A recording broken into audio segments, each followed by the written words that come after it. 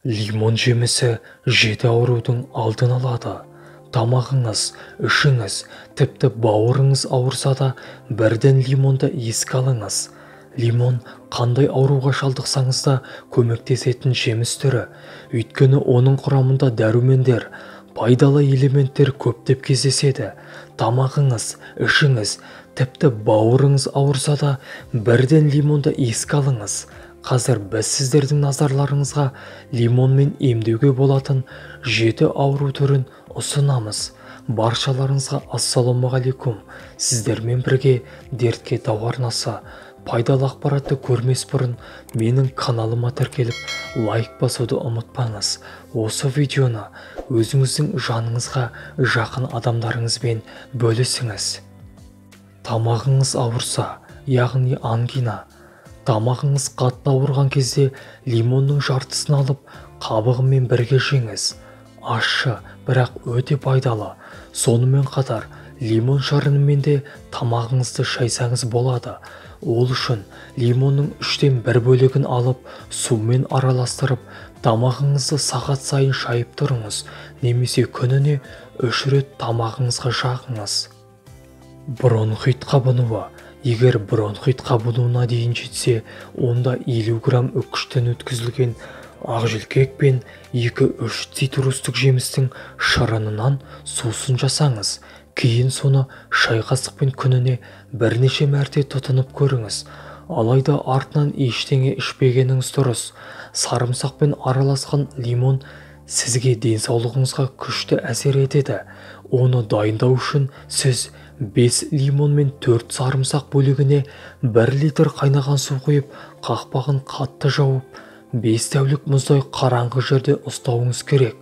Дайын болған соң күніне 3 рет тамақтан 20 минут бұрын шай қасықпен ішіңіз. Жүрегіңіз айныса.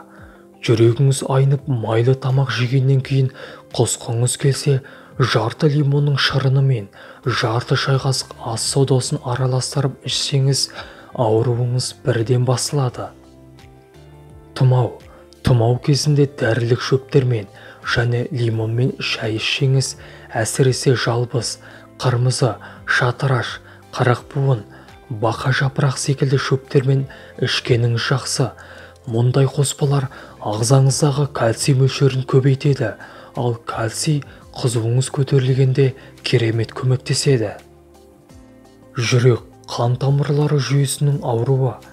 1 ас қасық қарағай қылқанына 1 стақан қайнаған су құйып, 30-60 минут суығанын күтіңіз. Дайын тұнбаны сүзгіден өткізіп, қабығы ашылған және ұнтақталған жарты лимонмен араластырып, күніне 3 рет тамаққа дейін тұтыныңыз. Емделу курсы 15-20 күн. Бауырдың қабынуы, гепатит.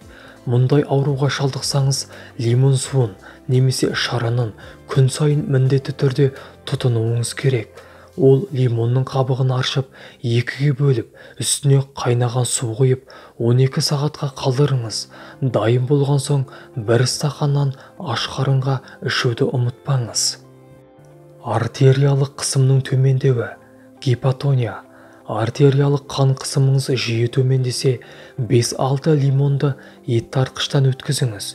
Дайын болған лимон езбесіне 100 грамм шағыр гүлінің жапырақтарын қосыңыз. Бұл дәрілік өсімдікті барлық дәріханадан табуға болады. Ботқаға 1 литр қайнаған салқын су құйып, 36 сағат тоңазытқышқа салып ашытыңыз. Содан кейін жарты килограмм бал қосып, барлығын жақсылап араластырып, қайтадан 25 сағатқа тоңазытқышқа қойыңыз. Тұнбаны тамақ ішуіңізге жарты сағат қалғанда күніне 4 реттен ішіңіз. Осылай 3 апта қайталасаңыз, ауруыңыздан бір жолы айығасыз. Лимон жоғарыда айтылған ауру түрлерінің алдын алуға көмектеседі. Ауру айтып келмейді дегендей.